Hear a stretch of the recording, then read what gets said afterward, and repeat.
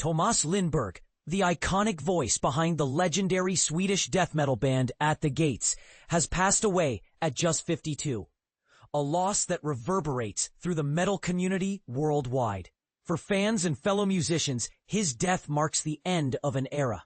But here's where this story becomes especially poignant and even controversial within the genre.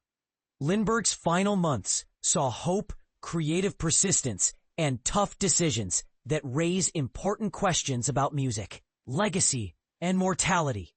The heartbreaking news was shared by At the Gates themselves in an emotional statement earlier this week. Tomas left us this morning due to complications connected to his ongoing cancer treatment. Despite the best efforts of his medical team, they simply couldn't save him, the band announced. They went on to lovingly describe Lindberg as not only a source of inspiration, but also as a person with deep kindness and empathy. A true friend whose generosity and creativity touched everyone around him. You'll be remembered forever, Tomas, the post concluded, echoing what countless fans are feeling today. This devastating turn followed months of both public and private struggle. Earlier in 2025, Lindberg openly spoke to his followers about his diagnosis with adenoid cystic carcinoma, a rare form of cancer, first identified in late 2023. He described undergoing surgery and radiation, grateful for initial progress, only to face the disappointment of lingering cancer cells earlier this year. Always candid, Lindberg revealed he was preparing for chemotherapy, if needed, all while assuring fans that he'd already recorded vocals for an eagerly anticipated but unreleased 8th studio album. Now, here's a part of the story most people might not know. The fate of that album hung in the balance, while band members hoped against hope that Lindberg might recover enough to tour with them once again.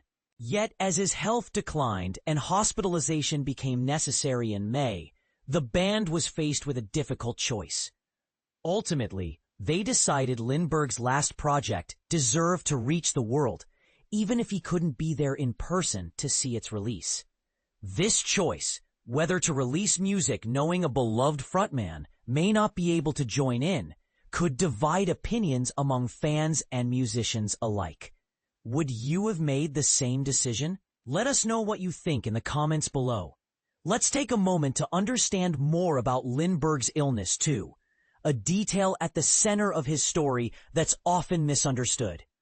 Adenoid cystic carcinoma is a relatively uncommon cancer, typically starting in the salivary glands of the head or neck. What makes it particularly challenging, as pointed out by the Cleveland Clinic, is that it frequently returns even after treatment. This cancer isn't linked to lifestyle choices like smoking or drinking. Instead, genetic mutations appear to be the culprit, as highlighted by the Adenoid Cystic Carcinoma Research Foundation. ACC grows slowly, but can suddenly become aggressive, unpredictable, and spread to other parts of the body, making every treatment milestone uncertain. Throughout his career, Tomas Lindberg wasn't just the voice of At the Gates. He also lent his talent to bands like the punk outfit Dysphere and the intense grindcore act Lock Up, collaborating with musicians from groups such as Napalm Death and Dimmu Borgir. Under his leadership, At the Gates released 7 full albums, beginning with the influential The Red in the Sky Is Ours in 1992, and most recently, The Nightmare of Being in 2021. With his loss, a heavy music world is left to reflect not only on Lindberg's towering legacy, but also on important questions. How should an artist's final unreleased works be handled? Does honoring a creative spirit mean ensuring their art survives even if the creator can't? Or does it sometimes serve the legacy better to leave certain things unpublished? Chime in below. Should the band move forward with releasing the album Lindberg finished? Or does his absence change everything? Share your thoughts, memories, and opinions. After all, in music like in life, it's the voices of the community that make all the difference.